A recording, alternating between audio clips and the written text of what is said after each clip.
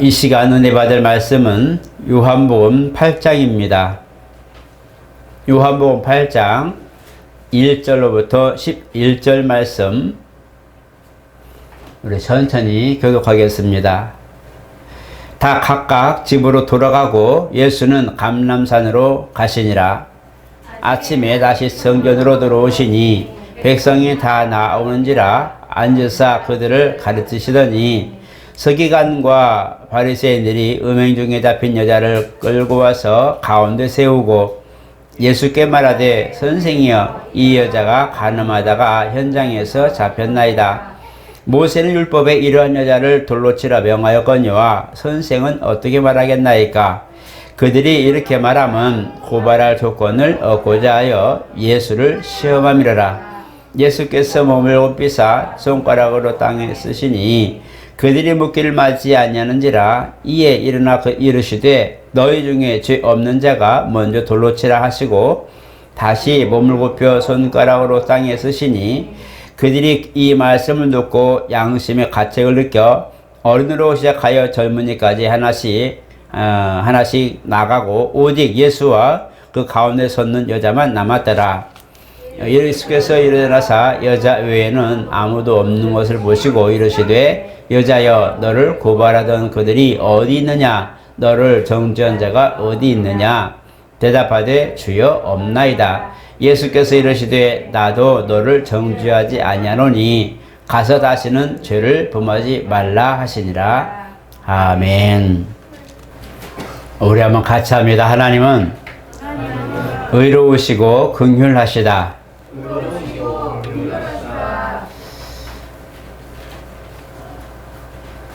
의라는 것은 불변하는 것을 의미하고 영원히 변치 않되 또 정의로움 또 온전한 것을 의미하기도 합니다. 그래서 하나님 의로우시다고 할 때에 그 의가 세상 모든 사람들에게 비쳤을 때는 사람들의 죄가 드러나고 또 불법이 드러나게 되는 겁니다. 그 의가 사실은 우리가 이미 알고 있는 구약의 율법을 통하여 이스라엘로 하여금 신앙생활하게 했던 그 율법이 하나님의 의인 것을 우리가 보게 됩니다. 그래서 하나님의 의는 모든 사람이 죄인이다라고 볼 수밖에 없습니다. 왜냐하면 율법의 눈으로 곧 하나님의 의의 눈으로 볼 때는 온 세상이 죄 가운데 있는 것을 보이기 때문에 누구도 그 의를 빠져나갈 수가 없습니다.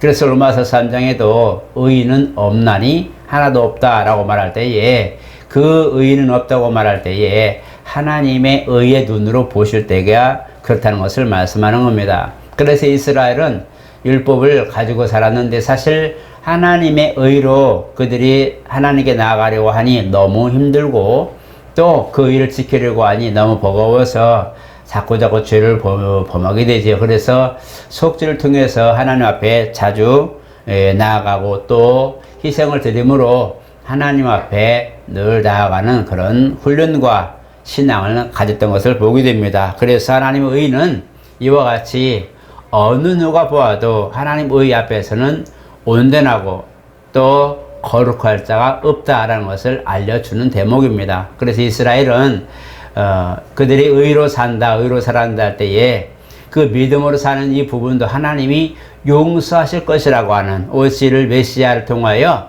자기들을 온전히 용서하시고 죄를 멸하시고 영원한 나라로 이끌어주시는 자유를 주실 것이라는 것을 기대하는 믿음으로 사실 산 겁니다. 그래서 히브리서 기자도 이제 11장에서 믿음으로 사는 자라고 말합니다. 믿음으로 사는 자. 구약에는 믿음으로 산다 할 때에 바로 메시아라는 분이 오셔서 자기들의 죄를 완전히 멸해 주시고 덮어 주시고 하나님의 의가 아닌 긍휼로 그들을 덮어 주시되 그 의로 이제는 살 수 있도록 허락하실 것을 믿는 믿음으로 살게 된 거예요. 그래서 보이는 아니면 증거를 가지고 그들은 신앙생활을 했습니다.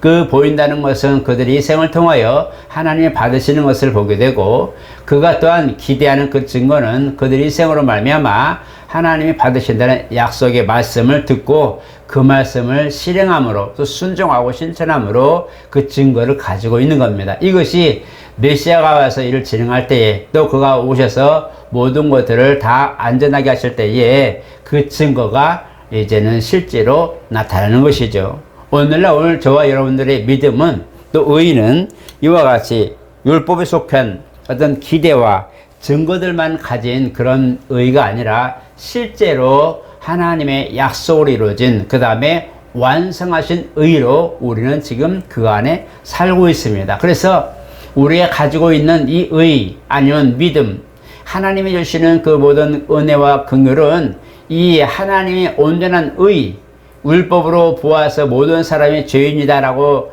결정할 수밖에 없었던, 이 진단할 수밖에 없었던 이 상황인데, 오늘 저와 여러분들 가진 믿음의 의의는 이 하나님의 눈으로 보는 것이 아닌 하나님의 의의 관점으로 우리를 보는 것이 아니라 예수 그리스도 하나님의 그를 볼 때에 그 피를 볼 때 넘어가리라.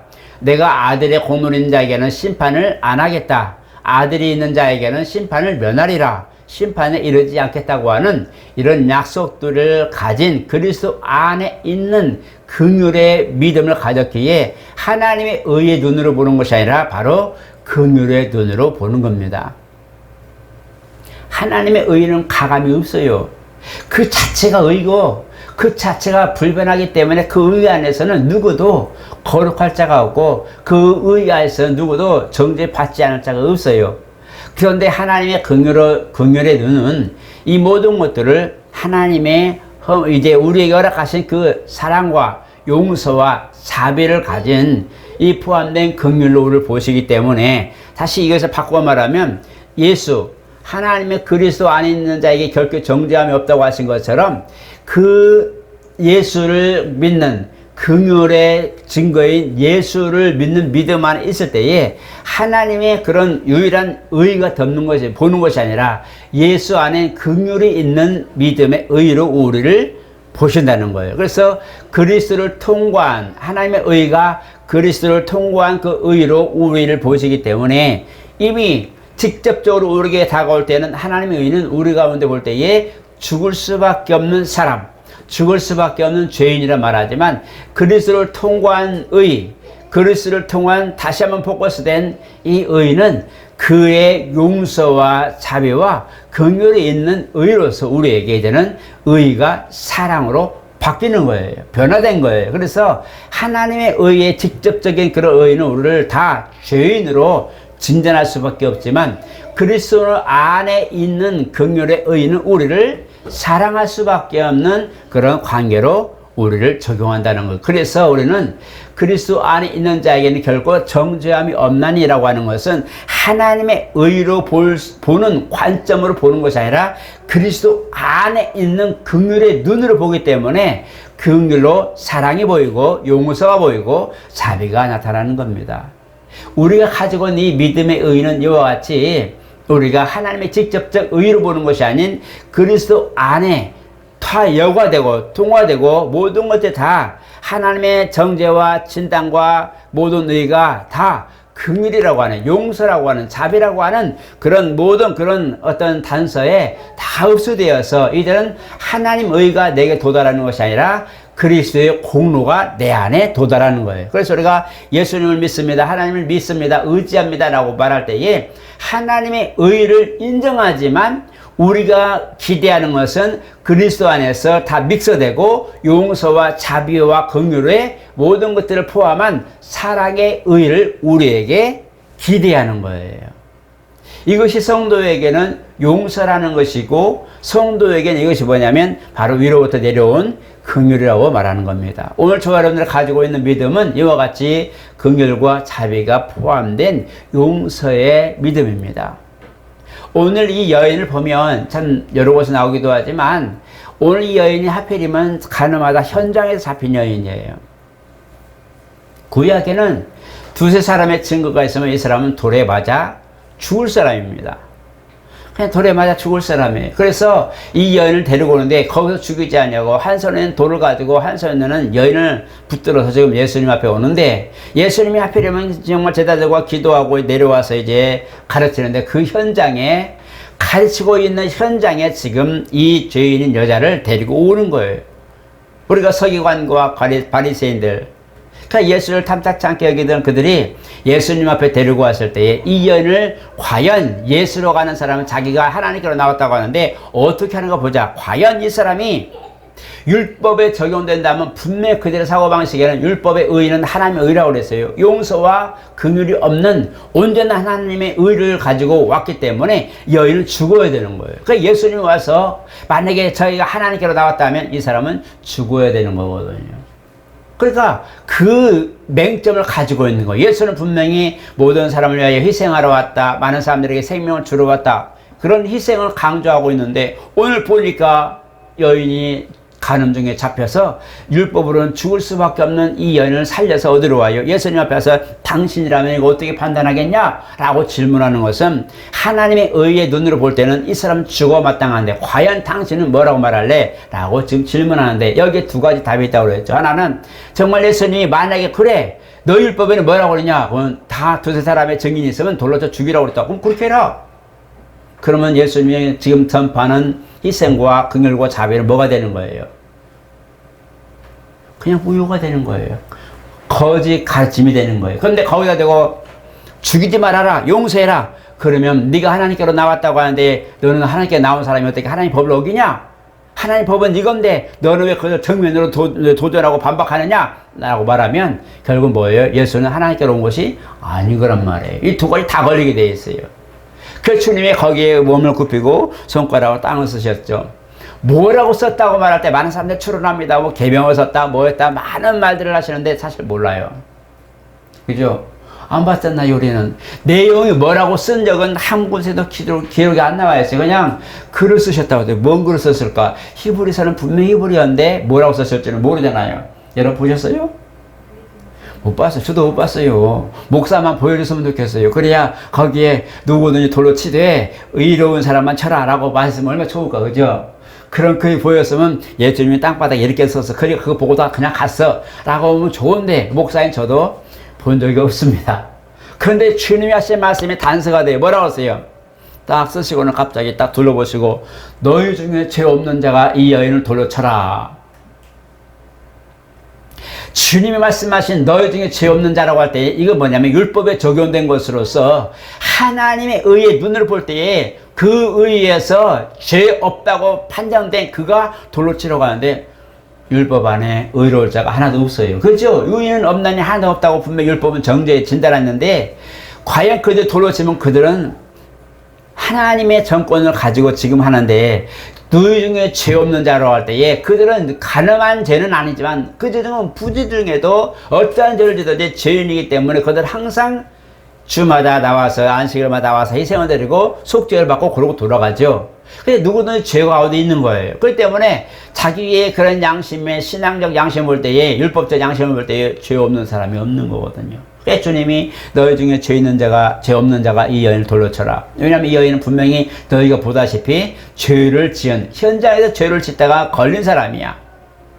죽을 죄란 말이에요. 죽을 죄. 도둑질하거나 정말 남을 조금 해치거나 아니면 뭐 힘들게 했거나 남의 재산을 좀 피해를 입혔으면 변상하면 되는데 이 여인은 지금 죽일 만한 죄란 말이에요. 간음죄는 죽일 만한 죄였단 말이에요. 그러니까 이걸 보고는 여인이 이제 그렇게 와서 지금 있을 때에 사람들 앞에 너희 중에 죄 없는 자가 돌로 치라 할 때에 그들에게 이제 여인을 데리고 온 사람들 다 보면서 뭔 생각을 해요? 아, 나는 과연 죄인인가? 나는 과연 은혜인가? 지금 예수가 말씀하는 저분에 대하여 너희 중에 죄 없는 자가 라고 말할 때 과연 나는 죄가 없는가? 가만히 돌아보니 그 여인이나 나나 다르게 아무것도 없는 거예요. 그러다 보니까 뭐예요? 돌을 땅에 내려놓고 정죄할 거를 찾지 못하고 뭐예요? 정죄할 그 자리에 그 정죄에 대한 것들을 실행하지 못하고 뭐예요? 그냥 돌을 내려놓고 살살 빠져나갑니다. 왜? 그 하나님 의 앞에서는 누구도 거룩하거나 의로울 자가 없기 때문에 그냥 돌 놓고 다 가버립니다. 어른으로부터 젊은이들까지 다 가버려요.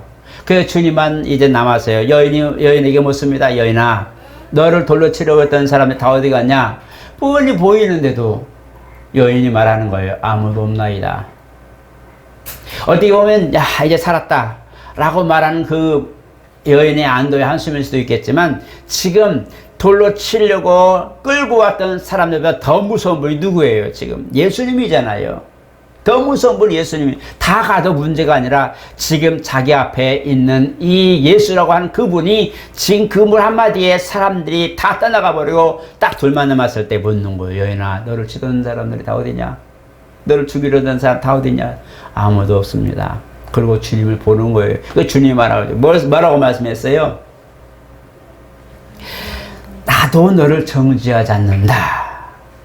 여러분, 이 말은 하나님의 의에 정면 도전하는 것 같아 보이잖아요. 하나님의 의로 본 그 율법 안에 있는 바리새인들과 서기관들의 눈에는 이 사람은 돌로 맞아 죽어야 마땅한 사람라고 하는 하나님의 의를 적용했는데, 주님이 거기에 대고 나도 너를 정죄하지 않으니, 정죄하지 않는다고 말할 때 이 부분은 뭐예요? 하나님의 의를 적용하는 것이 아니라 지금 뭐예요? 하나님의 용서와 긍휼과 자비의 정권을 가지고 오신 그리스도로서 이 여인을 지금 문제를 해결하고 있는 거예요. 그러니까 하나님의 의를 가지고 여인을 잡아왔던 이 사람들은 죽어마땅해 라고 말했는데, 그 모든 하나님의 정권, 아들의 피를 보는 자마다 넘어간다, 아들의 증거가 있는 자마다 심판에 이르지 않는다라고 하는 약속을 가지고, 하나님의 정권의 약속을 가지고 하나님의 의를 가지고 왔지만 그리스도 안에서 용서와 긍휼과 자비로 모든 걸 풀어버린 하나님의 사랑만 나타낸 그리스도 앞에서 주님은 말씀하는 거예요. 그리스도의 정권으로 나도 너를 정죄하지 아니한다 라고 말씀합니다. 우리도 이 모습 이대로 가면 아마 죽을 수밖에 없을 거예요. 하나님의 의 앞에 우리가 직접적으로 나간다면, 아무리 신앙생활 열심히 하고 만약에도 내 의를 가지고 하나님 앞에 나간다면 우리도 아마 어쩌면 이 여인을 붙들고 왔던 바리새인들이나 서기관들처럼 우리 죄를 자각할 수밖에 없고 우리는 죽음마땅할 겁니다. 그런데 주님이 그 안에 여인을 보면서 나도 너를 정죄하지 않겠다 라고 말씀하신 그 말씀이 오늘 저와 여러분들을 살린 겁니다. 여인의 모습을 이 여자 왜 저래? 죄를 지어서 당연하지 이렇게 생각하지 말고 오늘 이 여인의 모습을 대표적으로 보셔야 돼요. 이 여인의 모습이 우리의 모습과 같은 거란 말이에요. 우리도 지금 누군가 와서 진짜 하나님의 의를 가지고 우리 대면한다면 나도 죽는 거예요. 누가 와서 율법 가지고 너 이랬잖아 너 저랬잖아, 우리가 숨겨진 죄들이 얼마나 많아요. 허물들이 얼마나 많아요. 난 모르게 마음속에 그런 품은 것들이 얼마나 많아요. 어느 순간 남을 판단하고 심판하고 어느 난 그 사람들 앞에 재판장이 돼가지고 얼마나 많은 걸 판단했어요. 옳고 그름을 어느 순간 내가 주관돼가지고 중심돼가지고 판단하고 판결하고 있단 말이에요. 하나님 보신다면 우리는 죽어마땅한 것인데 누군가 와가지고 너는 그랬잖아 하고 한다면 우리는 맞아 그랬지, 아무도 그걸 부인할 수도 없고 맞아 그렇대 나 죽게 생겼네 이라고 말할 수 없단 말이야. 오늘날 누가 와도 우리를 만약에 진짜 있는 것들을 그대로 보고 있는 것처럼 아마 우리를 정죄 안 하면 우리 아마 다 아마 쭈그러들 거예요. 계속 이거 어떡하지 아마 그럴 거예요. 우리도 똑같아요. 지금 예수님 앞에 끌려온 여인의 모습이나 우리의 모습에는 다를 게 아무것도 없어요. 우리도 정말 하나님의 은혜가 없다면, 그리스도의 공로가 우리가 덧입지 않았다면 마귀와 그의 사자들이 와가지고 얘는 이런 사람이에요 무슨 하고 한다면 아마 우리도 그래 네 말이 맞다 이 시인할 수밖에 없잖아요. 우리는 용서라는 능력이나 아니면 망각의 능력이 없어요. 다 생각이 나요. 생각 안 난다고요? 안 그래? 다 생각이. 잊어버렸는데 뭘 잊어버려요? 똑같아요. 누가 한마디 하면 그때 그랬지 이게 퍼뜩 떠오르고 어느 생각 마치 감춰놓은 보따리 풀듯이 생각이 속속 말이 어제처럼 생각나잖아요. 그게 인간이에요. 그 약함을 가지고 있는 우리가 누가 와서 그걸 뜩 들춰내면 그래죠. 그러니까 절망을 하죠. 그런 모습으로 우리가 본다면 우리는 죽는 거예요. 근데 그 하나님의 의가 바로 보내받은 그리스도 안에서 잘 용서와 긍휼과 자비로 잘 옷 입혀져서 이제는 우리에게 다가오는 의가 아닌 사랑과 긍휼로 왔기 때문에 우리는 그리스도의 의를 힘입어서 하나님께 나가는 거예요. 잊어버리면 안 됩니다. 내 의가 살았다, 내 의가 나를 살린다, 이게 아니란 말이에요. 예수 믿는 그 믿음을 가졌다 할지라도 나의 의, 내가 가지고 있는 그 의가 나를 살린다는 것이 아니란 말이에요. 잘못하면 오해한단 말이에요. 나 예수 믿으니까 나는 내 의로 살아, 내가 가진 이것이 나를 살리는 거야 라고 하면 큰일 납니다. 그게 아닙니다. 내가 예수 믿는 이유는 그를 의지하는 겁니다. 예수 믿는다는 것은 그를 의지하는데 뭘 의지하냐? 하나님의 의로 정죄받을 그 죽을 인생이 하나님의 공로와 모든 것들 이제 하나님의 정권을 받아서 말씀을 받아서 이 땅에 온 그리스도 안에 있는 그 안에 있는 공로를 인정하는 그 믿음이 나를 살리는 거란 말이에요. 그 그리스도의 의, 긍휼과 자비와 용서가 있는 그리스도의 의가 나를 살리는 거예요. 그렇기 때문에 나는 내가 예수 믿으니까 나는 무조건 난 살 수 있어 라는 것이 아니라 내가 오늘 예수를 믿는데 수십 년을 믿었어. 죽을 때까지 믿을 거야. 할지라도 그 믿는 믿음이 나는 이제 사는 거야 라는 것이 아니라 그 믿음은 나는 오늘 살아도 평생을 살아도 하나님의 의가 긍휼과 자비와 용서로 모든 것들 다 믹서된 그래서 그리스도의 사랑으로 온 그 사랑의 의로 나는 끝까지 믿고 갈랍니다. 이 소리예요. 신앙생활은 내 의가 드러나는 것이 아니라 내 의와 어떤 거룩함과 내 종교가 드러나는 것이 아니라 하나님이 그리스도 안에서 용서하여 착정한 약속이 있는 믿음을 나는 죽을 때까지 나는 가지고 갈 겁니다. 이 소리란 말이에요. 그래서 우리 믿음은 유지하는 것들이 중요해요. 오늘 믿었으니 난 끝난 거야. 누구 어느 교단처럼 나는 한번 믿었으면 끝난 거야. 난 공부받았으면 끝난 거야. 중세하면 끝난 거야. 라는 것이 아니라 이 믿음은 하나님의 그리스도 안에 있는 그 믿음의 의, 용서의 의가 내 안에 그대로 왔기 때문에 나는 죽을 때까지 이 용서의 의를 놓지 않겠습니다라는 것이 신앙생활이에요. 그렇기 때문에 꾸준히 우리가 신앙생활을 유지하는 이유가 거기 있는 거예요. 그냥 우리가 한번 믿고 공부받았으면 그만이지 뭐. 어떤 분들이 그랬어요. 우리 순교 훈련 받은 분 중에도.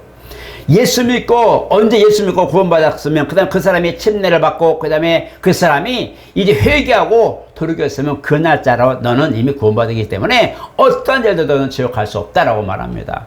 물론 그 말은 잘 맞는 거예요. 대표적으로 맞는 것 같아요. 그러나 우리가 자세히 살펴보면 어폐가 많이 있는 거예요.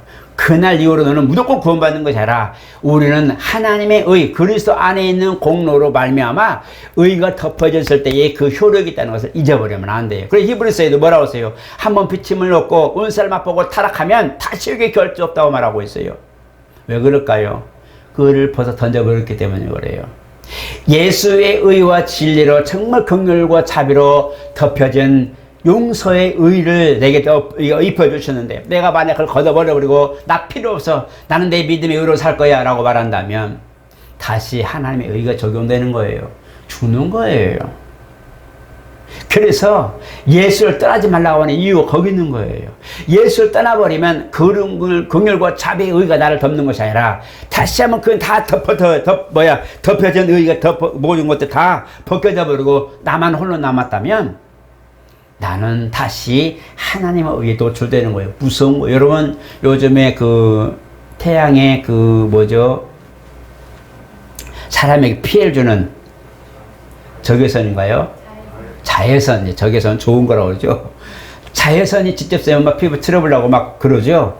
만약에 오존층이 파괴돼서 직접 저 태양이 그런 자외선을 제대로 쏴버리면요 사람들의 거의 피부암 다 걸린다고 그러죠. 피부암에 걸릴 정도로 위험합니다. 이 오존층이나 구름이나 이런 오존층들이 성층권 대기권을 지금 그걸 막아버리고 다 차단하고 유익한 부분 보면 따뜻함을 느끼고 햇빛 너무 좋아 이렇게 생각하죠. 그러나 조금만 더 벗겨져도요 사람이 살 수 없는 환경이 되죠. 오늘날에는 많은 것들을 유해하기 때문에 태양빛 유해하기 때문에 여성들은 뭐예요? 화장을 참 많이 하죠. 그리고 남자들도 어디 해변 가더라도 뭘 바르죠? 선크림이 95% 어쩌고저쩌고죠.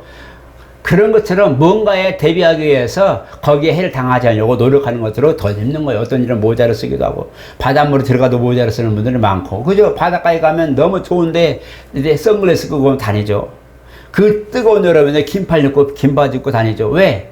뭔가로부터 나에게 해로운 것들을 지키기 위한 거잖아요. 근데 햇볕에 노출되고 모자도 안 쓰고 만약에 선글라스 쓰고 다음은 아마 다 많이 상할 겁니다. 제가 한 번은 춘장대 갔는데 아이들과 갔는데 그때 이제 갔더니 봤는데 선크림을 발라야 되는데 뭘 발랐어요? 오일을 발랐어요.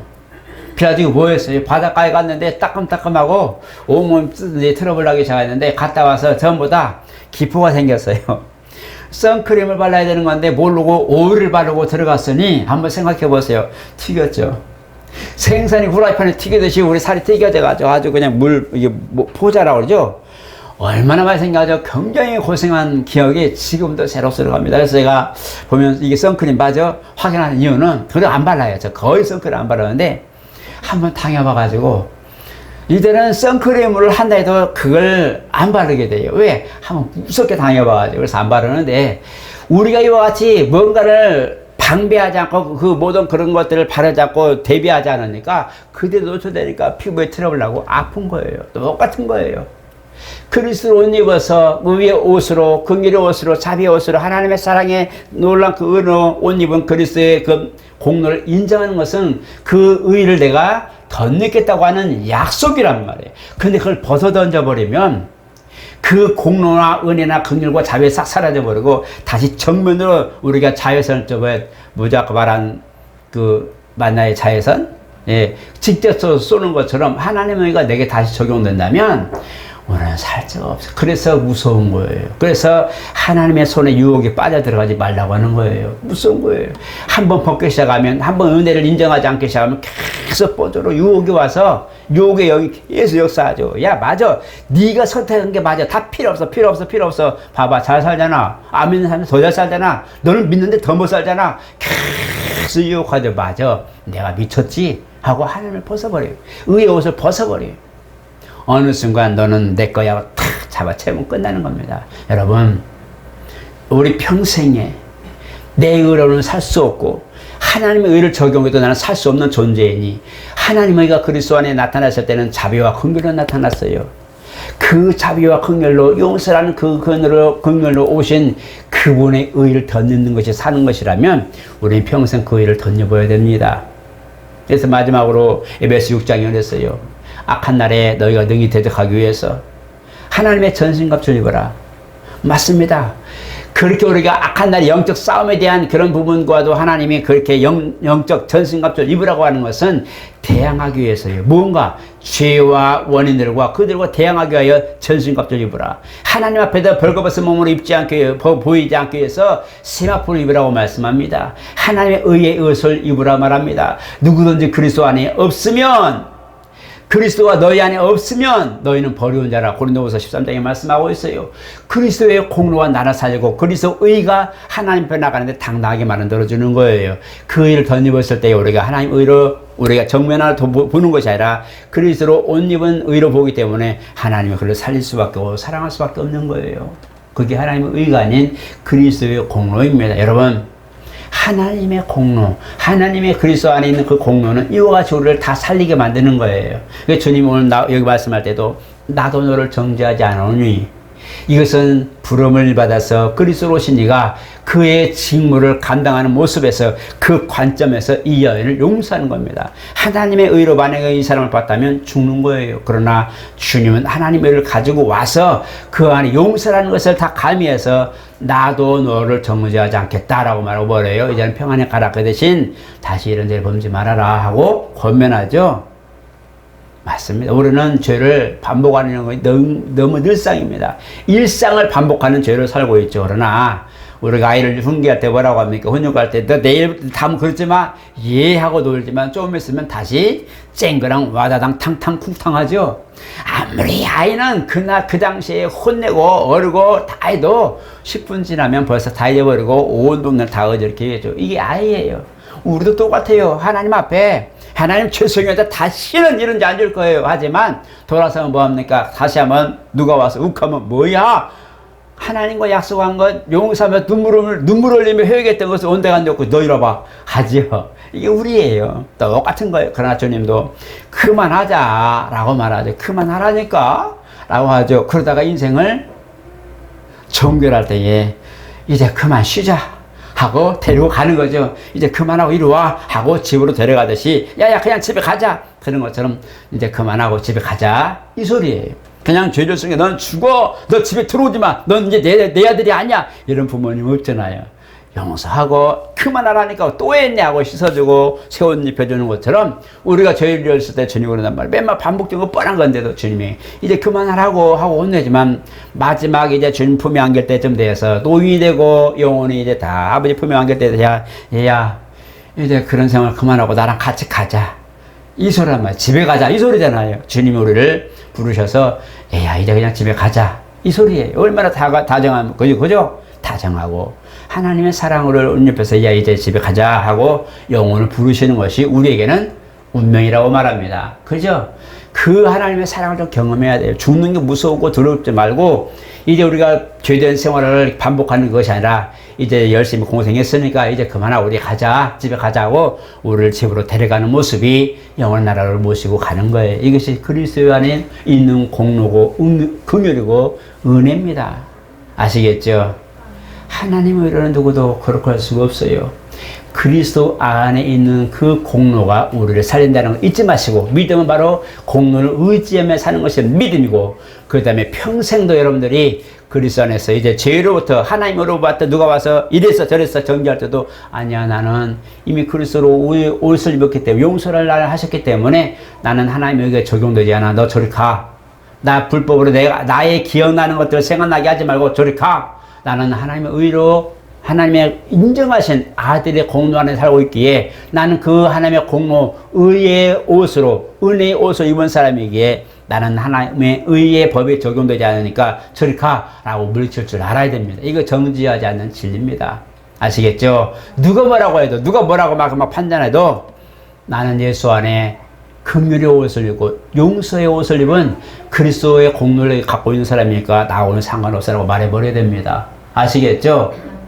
인정하셔야 됩니다. 그리스도 안에서 한번 따라합니다. 나는 그리스도 안에서 하나님의 의가 용서와 자비와 긍휼로 모든 것들이 덧입혀서 자유한 자니 하나님의 의로 나를 정죄하는 것들은 떠나갈지어다. 아시겠죠? 자유가 진짜 자유가 그거예요. 하나님의 의가 적용되지 않냐고 그리스도의 공로가 내 안에 있으면 하나님의 의가 사랑으로 바뀌어서 와버리는 거예요. 주님이 그 공로를 대신 담당하시고 나는 뭐예요? 하나님이 아닌 하나님의 공로 의가 아닌 그리스도의 공로로 나는 사는 거예요. 이것이 믿음이고 이거 진짜 자유예요. 그런 사람이 진짜 자유하고 또 자유한 거. 여러분 너무 죄 때문에 자각을 해야 돼요. 영심 속에 아니야. 습관적으로 죄짓지 말고 때로는 부지 중에 또 아이고 하나님 또 그러네 죄송합니다 오늘 이제 안 그럴게요 하고 반복하는 회개를 할지라도 여러분 그것 때문에 죽을 수는 없어 라고 하셔야 됩니다. 내가 그것 때문에 죽을 수는 없어. 왜?